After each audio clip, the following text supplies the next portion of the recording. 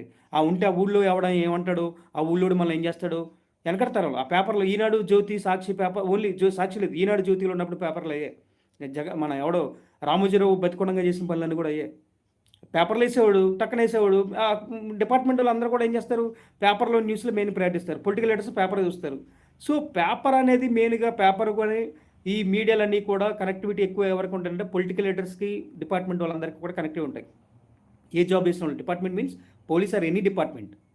So, ఇవి ఎప్పుడైతే మనం కట్ చేయగలిగామో, కమ్యూనికేషన్స్ అనేవి దేని మీద డిపెండ్ అవుతారు వాళ్ళు కంపల్సరీగా సోషల్ మీడియా ప్లాట్‌ఫామ్స్ మీద కనెక్ట్ అవుతారు. సోషల్ మీడియా ప్లాట్‌ఫామ్స్ అనేవి ఓపెన్ మైండ్, ఓపెన్ హార్ట్‌తో ఉంటాయి.